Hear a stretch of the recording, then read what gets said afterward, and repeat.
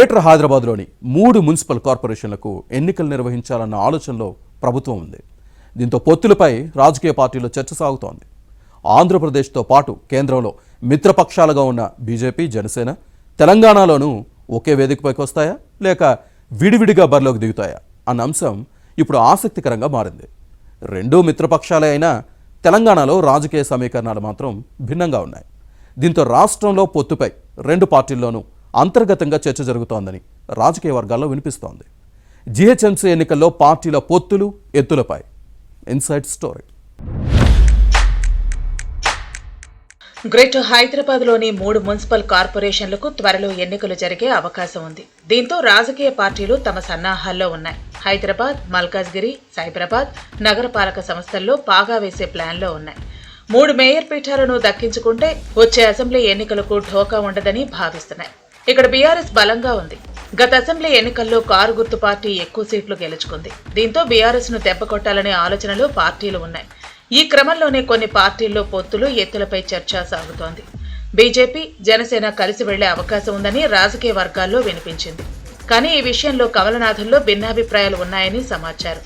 పొత్తుతో అదనపు రాజకీయ ప్రయోజనం ఎంత, తెలంగాణలో పార్టీ స్వతంత్ర రాజకీయ గుర్తింపుపై ప్రభావం ఎలా ఉంటుంది అనే అంశాలపైనే ఎక్కువ చర్చ జరుగుతున్నట్టు రాజకీయ వర్గాల్లో వినిపిస్తోంది. తెలంగాణలో జనసేన సంస్థాగత బలం పరిమితంగా ఉంది. స్థానిక రాజకీయ పరిస్థితులు ఆంధ్రప్రదేశ్కు భిన్నంగా ఉన్నట్టు కమలం పార్టీ రాష్ట్ర నాయకత్వం అన్ని కోణాల్లో అంచనా వేస్తోందని సమాచారం. ఈ అభిప్రాయాలను ఢిల్లీ అధిష్టానం దృష్టికి తీసుకువెళ్లినట్లు ప్రచారం జరుగుతోంది. ఇదే సమయంలో బీజేపీ రాష్ట్ర అధ్యక్షుడు రామచంద్రరావు జీహెచ్ఎంసీ ఎన్నికల్లో ఏ పార్టీతోనూ పొత్తు ఉండదని ప్రకటించిన విషయాన్ని గుర్తుపెట్టుకోవాలి. కానీ జనసేన తెలంగాణ అధ్యక్షుడు శంకర్ గౌడ్ మాత్రం పొత్తులపై నిర్ణయం జాతీయ నాయకత్వం తీసుకుంటుందని చెబుతూనే అవసరమైతే ఒంటరిగానే పోటీ చేస్తామనడాన్ని గమనించాలి. దీంతో రెండు పార్టీల మధ్య సమన్వయం కంటే సందిగ్ధతే ఎక్కువగా కనిపిస్తోంది. మరోవైపు జనసేన అధ్యక్షుడు పవన్ కళ్యాణ్ ఆ మధ్య తెలంగాణ మీ అయ్య జాగీరా అంటూ చేసిన వ్యాఖ్యలు కమలం పార్టీలో చర్చనీయాంశంగా మారాయి. ఈ కామెంట్స్ పై రాజకీయ పార్టీలు తీవ్ర విమర్శలు చేసిన అంశాన్ని ప్రస్తావించుకోవాలి. ఇలాంటి పరిణామాల్లో జనసేనతో కలిసి వెళితే రాజకీయంగా ఎలాంటి ప్రభావం ఉంటుందనే అంశంపైన బీజేపీ రాష్ట్ర నాయకత్వంలో చర్చ జరుగుతోందని పొలిటికల్ సర్కిల్స్ లో వినిపిస్తోంది. మరోవైపు జనసేన మాత్రం హైదరాబాద్, మేడ్చల్, రంగారెడ్డి వంటి ప్రాంతాల్లో ఆంధ్ర సెటిలర్ల ఓటర్లపై ఆశలు పెట్టుకుంది.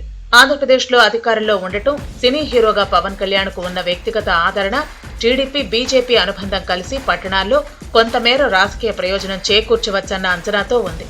అయితే ఇదే అంశాన్ని ముందుగానే గుర్తించిన కాంగ్రెస్ కూడా సెటిలర్ల ఓటర్లపై ప్రత్యేకంగా దృష్టి పెట్టినట్టు కనిపిస్తోంది. ముఖ్యమంత్రి రేవంత్ రెడ్డి ఎన్టీఆర్ విగ్రహ ఆవిష్కరణ, ఆంధ్ర మూలాలున్న సామాజిక వర్గాలతో సమావేశాలు, హైదరాబాద్ శివారు ప్రాంతాలపై ప్రత్యేక ఫోకస్ పెట్టడం జీహెచ్ఎంసీ ఎన్నికల వ్యూహంలో భాగమనే విశ్లేషణలు ఉన్నాయి.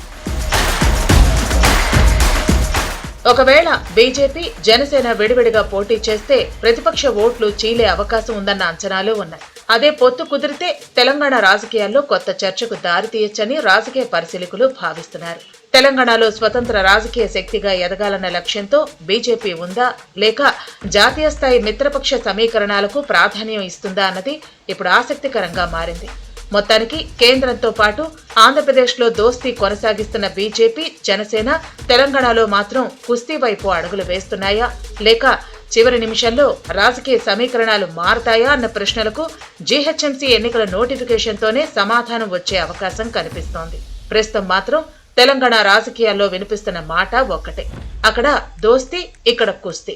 జీహెచ్ఎంసీ ఎన్నికల్లో పార్టీల పొత్తులపై భవిష్యత్ పరిణామాలను పరిశీలించాలి.